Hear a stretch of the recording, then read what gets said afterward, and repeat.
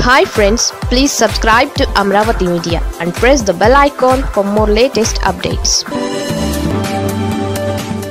జగన్ను కలవనున్న షర్మిల కారణం ఇదే. దేశంలో ఉపరాష్ట్రపతి ఎన్నికల సందడి కొనసాగుతోంది. ఎన్డీఏ వర్సెస్ ఇండియా కూటమి అభ్యర్థుల మధ్య పోటీ నెలకొంది. ఎన్డీఏ అభ్యర్థిగా రాధాకృష్ణన్ బరిలో ఉన్నారు. ఇండియా కూటమి తరఫున తెలుగువారైన రిటైర్డ్ జస్టిస్ సుదర్శన్ రెడ్డి పోటీ చేస్తున్నారు. అయితే తాను ఏ రాజకీయ పక్షం తరఫున నిలబడడం లేదని, స్వతంత్రంగా పోటీ చేస్తున్నానని సుదర్శన్ రెడ్డి చెబుతున్నారు. అయితే సుదర్శన్ రెడ్డి గెలుపు కోసం తెలంగాణలో సీఎం రేవంత్ రెడ్డి, ఏపీలో షర్మిల గట్టిగానే పోరాటం చేస్తున్నారు. పార్టీలకు అతీతంగా తెలుగు వ్యక్తిని గెలిపించుకోవాల్సిన అవసరం ఉందని అభిప్రాయపడుతున్నారు. అందులో భాగంగా తెలుగు రాష్ట్రాలలో అన్ని రాజకీయ పక్షాల నేతలను కలిసి మద్దతు పొందాలని భావిస్తున్నారు.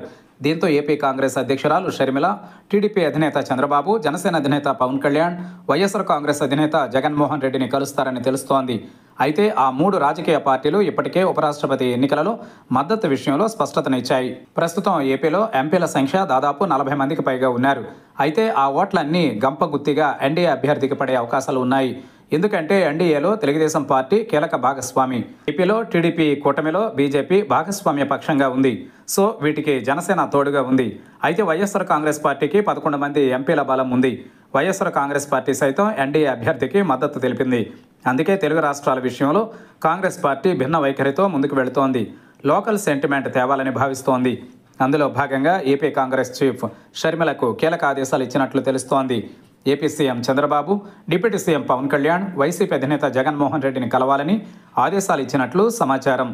ఇప్పటికే షర్మిల సీఎం చంద్రబాబుతో పాటు పవన్ కళ్యాణ్ అపాయింట్మెంట్ కోరినట్లు తెలుస్తోంది.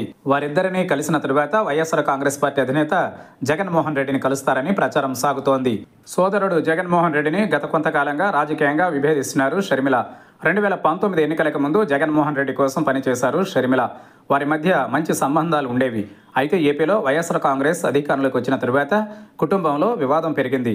వారి మధ్య గ్యాప్ అగాధానికి దారితీసింది. కాంగ్రెస్ పార్టీకి దగ్గరగా ఆ పార్టీ ఏపీ చీఫ్గా నియమితులయ్యారు. కుటుంబ పరంగా, వ్యక్తిగతంగా, రాజకీయంగా జగన్మోహన్ రెడ్డిని తీవ్ర స్థాయిలో విభేదించారు. 2024 ఎన్నికలలో జగన్మోహన్ రెడ్డిని భారీగా డ్యామేజ్ చేయగలిగారు. ఎన్నికల ఫలితాలు వచ్చి ఏడాది అవుతున్నా జగన్ విషయంలో అదే ఫార్ములాతో ముందుకు సాగుతున్నారు.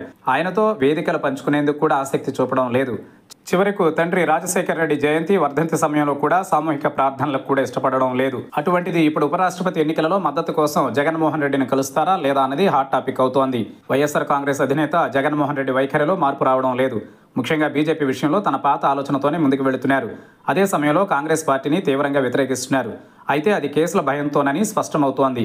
అందులో భాగంగానే ఆయన ఉపరాష్ట్రపతి ఎన్నికలలో ఎన్డీఏ అభ్యర్థికి మద్దతు తెలిపారని విశ్లేషకులు అభిప్రాయపడుతున్నారు.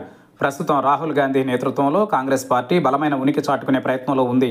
అయితే ఆ బలం మరింత పెరిగితే జగన్లో పునరాలోచన వచ్చే అవకాశం ఉంది. జగన్ అపాయింట్మెంట్ ఇస్తారా లేదా అన్నది చూడాలి.